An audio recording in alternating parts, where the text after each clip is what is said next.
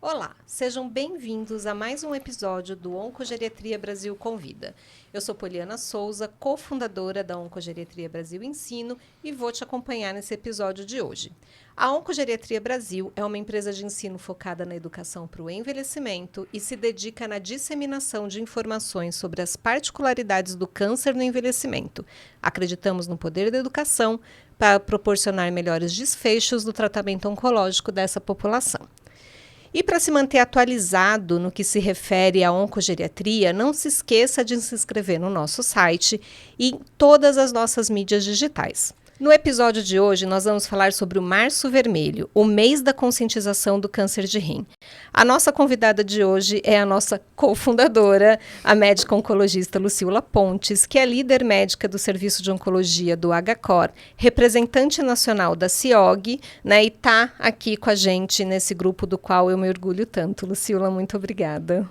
Poli, um prazer estar aqui novamente, dando continuidade a esse nosso projeto tão bacana que é a Oncogeriatria Brasil Convida. Lu, a gente fala pouco do câncer renal, na verdade, né? Ele é não é um dos tumores que a gente mais fala, mas a gente que está na área e que está no meio sabe da sua importância, né? O câncer de rim ele é considerado o tumor de maior mortalidade dentre os tumores, né, do trato geniturinário. Ele costuma ter um curso clínico silencioso, né, e ele varia desde tumores indolentes a tumores altamente agressivos. Então, eu queria que você falasse um pouquinho, né, sobre essa doença, sobre o que é essa doença, quais os principais fatores de risco. Então, Poli, justamente por não ser tão frequente, não está no alerta dos profissionais de saúde, da população. Por isso, da criação aí desse mês, o Março Vermelho, para a gente conversar sobre o tema. Tá? O câncer de rim tem alguns fatores de risco, tá, tradicionais dentro da oncologia. Por exemplo, o sexo masculino, ser homem aumenta a sua chance de ter câncer de rim. Tabagismo também é um fator muito importante. Obesidade, álcool. Vejam que esses são fatores de risco comuns. E, claro, a idade, né? Então, ele é muito mais incidente em indivíduos acima de 60 anos do que abaixo disso.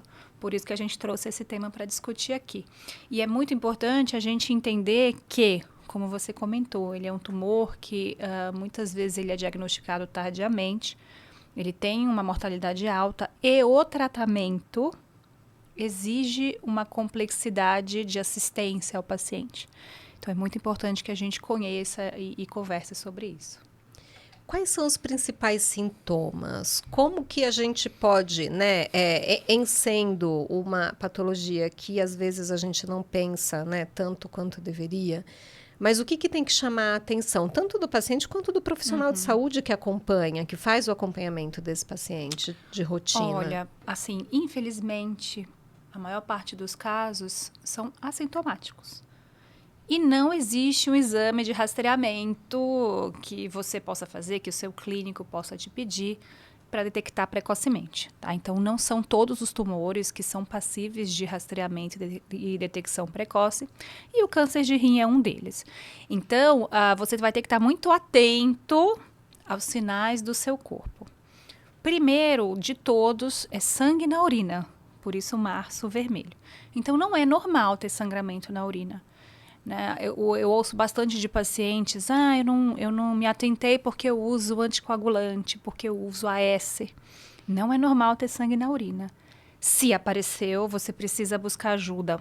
E para nós, clínicos, também não é normal ter o sangue microscópico, digamos assim, aquele que só aparece no exame. Então, a gente chama hematúria a presença de sangue na urina. Então, não é normal a hematúria microscópica. Se o seu paciente chega com um exame de urina com essa alteração, vai investigar um pouquinho mais a fundo. Então, os sintomas clássicos são esses: sangue na urina, dor lombar, se a tumoração está relativamente grande no rim, isso pode distender a cápsula e causar dor, além de outros sintomas constitucionais, perda de peso, uma certa fraqueza. É um tumor que, classicamente, ele causa aumento de um eletrólito chamado cálcio. Então, o paciente pode ter uma desidratação, um aumento da quantidade de urina. Mas veja que são sintomas que podem acontecer em outras doenças também. Então, eu acho que se a gente tiver que escolher um só para alertar nossos pacientes, seria a presença do sangue na urina. É interessante que você falou da dor lombar, que é uma queixa relativamente comum, Sim. né? Conforme o tempo passa, conforme a gente envelhece. A gente tem uma série de questões aí osteomusculares, osteoarticulares que podem gerar, Sim. e às vezes a gente fica fixado nisso, né? E não lembra de investigar outras causas. E Então, é uma algo questão interessante também é que a gente tem vivenciado um aumento da incidência desse tipo de tumor por causa da realização mais rotineira de exames de imagem. Então, muitas vezes você faz um ultrassom de abdômen, vê o rim e tem um nódulo, ou uma tomografia por outro motivo, e aparece o nódulo lá, que acaba gerando uma investigação. Tumores iniciais, né? Como seria, o que é um tumor inicial? Acho que em primeiro lugar, né? O que eu considero um tumor inicial? Qual seria o tratamento? Todos precisam de tratamento assim que diagnosticados? Como funciona? Isso é muito importante. Então, assim, eu faço cobertura, né, no hospital do time de oncologia. Então, não é infrequente os colegas chamarem por causa de um achado, um nódulo que apareceu na tomografia. O colega fica preocupado, o paciente também, obviamente, mas existem situações em que a gente deve ficar mais alerta ou não. Então, os tumores iniciais são aqueles que estão restritos ao rim, nodulações pequenas. Então, nesses casos, por exemplo, esse paciente vai estar com um urologista. O urologista consegue graduar o risco daquele nódulo através da avaliação de tomografia ou ressonância, e ele vai definir se precisa de uma intervenção imediata ou se ele pode fazer um acompanhamento com imagem. Então, a grande maioria dos casos são detectados desta forma. Não são todos que precisam intervenção, mas todos precisam um acompanhamento de um profissional especializado, preferencialmente o urologista. Então, ainda que não seja feita, por exemplo, a cirurgia naquele primeiro momento, Sim. esse paciente precisa de segmento regular. Precisa né? estar... A cada tantos meses, nova visita ao seu médico, nova imagem, e vamos acompanhar o padrão de crescimento desse tumor. Sem dúvida. É isso. E aí, uma vez que seja necessária a cirurgia, o colega acha que tem ali algum fator de risco maior, o tratamento é cirúrgico. Né? Então, e existem várias possibilidades, dependendo do tamanho desse nódulo. Se retira só o nódulo ou se retira só um polo do rim.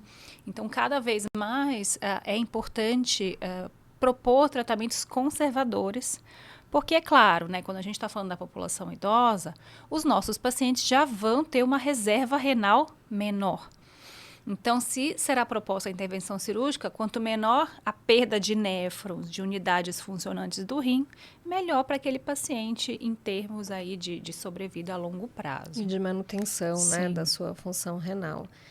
E quando essa doença está mais avançada, o que eu considero a doença, né, o câncer de rim avançado e como seriam as possibilidades de tratamento? Antes da gente passar para esse tópico, me ocorreu agora da gente discutir uma apresentação específica, que é aquele paciente que tem indicação, digamos, de tratar localmente o nódulo, mas ele não pode operar. Seja porque clinicamente ele tem outras condições ou já tem uma insuficiência renal, que se ele tirar um tecido renal, isso pode levá-lo, por exemplo, a uma perda, uma diálise. Então, existem alternativas não cirúrgicas, que são as terapias ablativas, né, que a gente chama radioablação, por exemplo. Você põe uma agulhinha lá, esquenta o tumor e isso faz com que ele morra. Radioterapia. Então, no cenário do tratamento local, o paciente idoso ele pode sim, né, ser candidato a esse tratamento após uma avaliação criteriosa. Ela pode ser cirúrgica ou não invasiva. Uma vez que o paciente detecta a doença mais avançada, metastática, antes disso, me ocorreu mais uma coisa agora.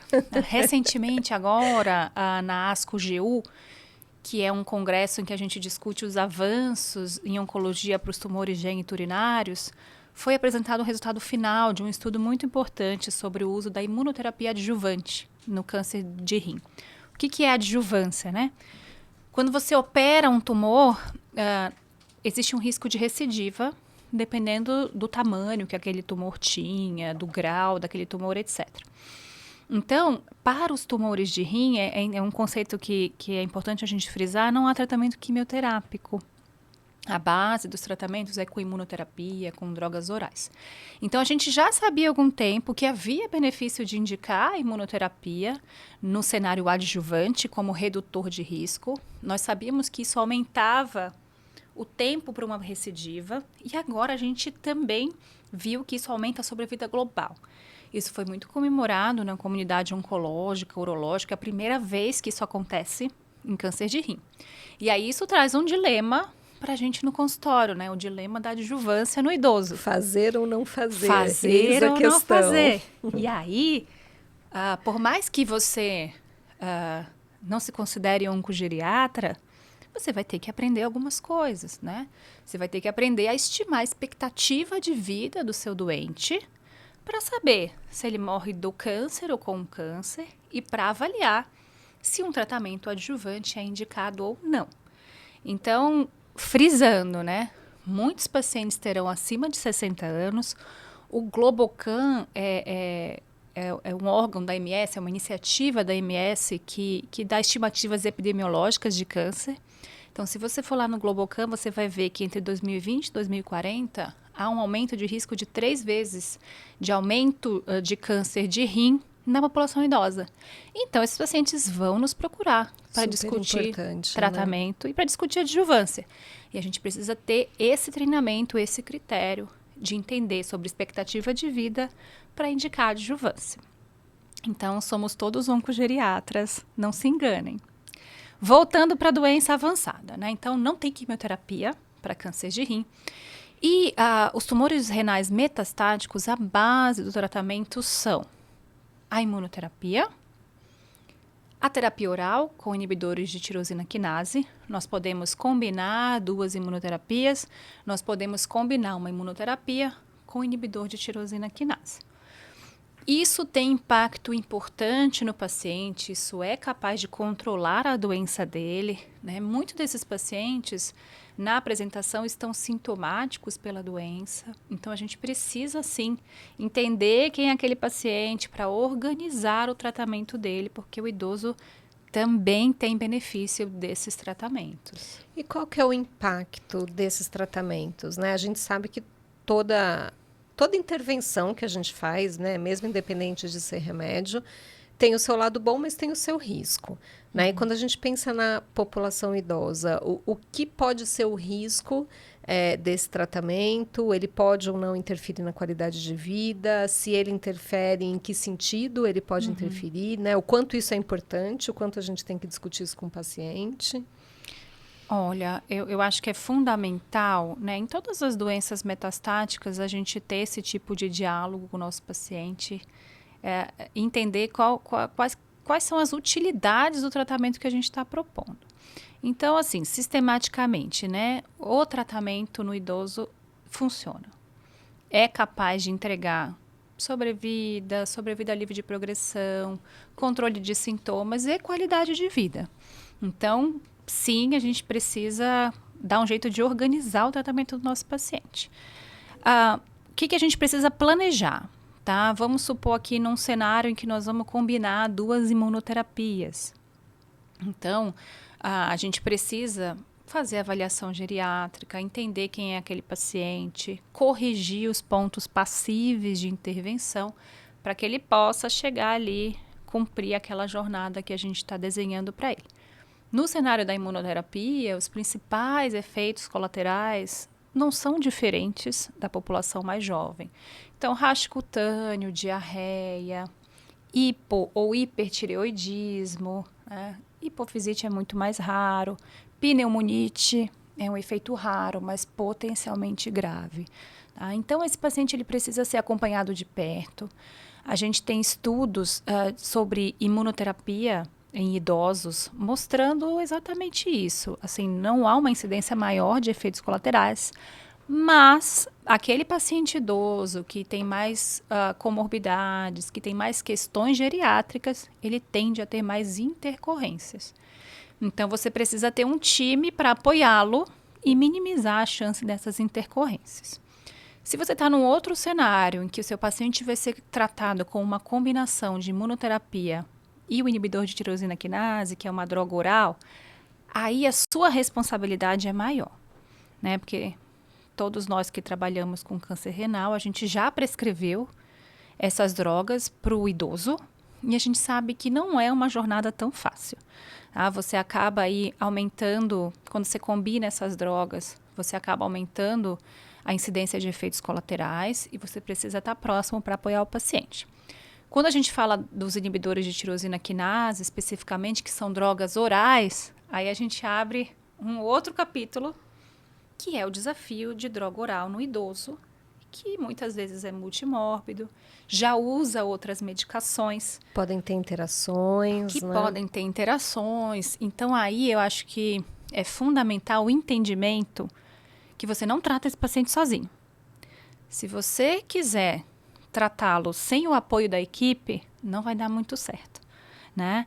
Então, é importante que você vá atrás do seu farmacêutico, da enfermeira navegadora, que você converse com o seu time, que todos estejam ali na mesma página. Quem é o paciente que nós vamos iniciar esse tratamento? Vamos acompanhá-lo com frequência, checar a interação medicamentosa, possibilidade de desprescrição, ligar para ele de tempos em tempos.